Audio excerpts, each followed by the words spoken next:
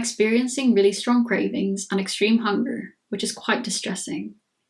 It's really scary when a lot of the cravings are for things that I fear. And if I do allow myself these foods, I find that I want them most days. I'm just terrified that I will crave and eat these foods forever, and I feel like I'm eating too much. I'm scared I'm going to freak myself out. Firstly, with this question, I want to say, well done. Congrats. It's amazing that you have this insight, that these cravings are signals from your body, and that you've subsequently been listening to them, even if maybe not all of the time. That's powerful. That takes courage, and that's how fears are over time overcome. It's completely normal in recovery to experience extreme cravings, to be very hungry, as your body heals from starvation, as your body rebels against food rules and fear foods and starts to find a way to test the waters and figure out if things are safe again.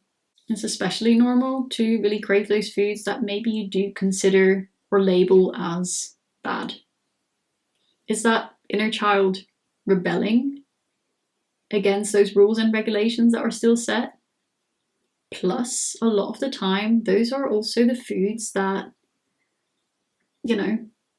give us the energy and mentally and physically signal that things are safe, that energy is coming in, that starvation is no longer imminent.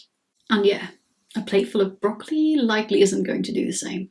It can absolutely be terrifying when those cravings don't subside right away, but remember that this just takes time. Recovery takes a lot of time. Also, it's definitely not a sign that things are wrong or a reason to start to question things. And in fact, I would say it's a really good sign. It's a sign that your body is getting to a place where it's sending you those signals again. After you suppress its signals for a long amount of time, it often starts to completely suppress them. Well, they're re-emerging, and they're re-emerging strong. They're still finding their own equilibrium, but they're there. And that's a sign that your body is ready to communicate with you. If the goal is to communicate with your body, to tune back into its cues, well, the cues are there, and it's time to start listening to them. Cravings like chocolate and ice cream and bread or whatever it may be don't indicate that you'll be eating those foods every single day for the rest of your life, that you'll be craving them forever. They're just a sign of previously unmet needs. And if you give in to a craving and give in to it again and again and again, chances are that craving will subside. If you want a chocolate bar and you want it again tomorrow and you want it again the next day and you don't ever give yourself that chocolate bar, well, you'll keep wanting it. It'll keep becoming a bigger, more important thing in your brain.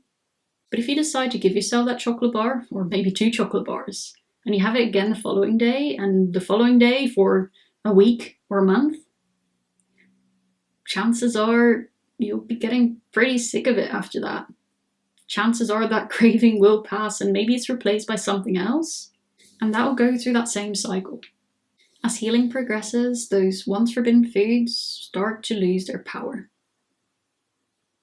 This is because you're not putting as much focus on them, and it's because you're listening to them, and those things work synergistically.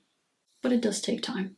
That said, it's valid to be afraid. It's valid to fear eating too much. It's valid for this to be uncomfortable or uncertain. A lot of things in recovery are.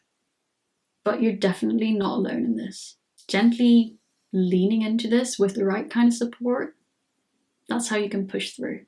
And as you said, if you are afraid of completely freaking yourself out, it is also possible to take a more graded exposure approach to this, which I think is what module 2 or 3 really goes into depth on. In this way, you are exposing yourself to your fears.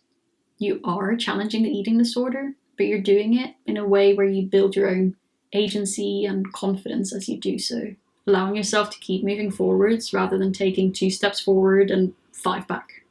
Anyway, on the topic of support, If anyone has any other input on this or any of their own experiences with this, leave them below.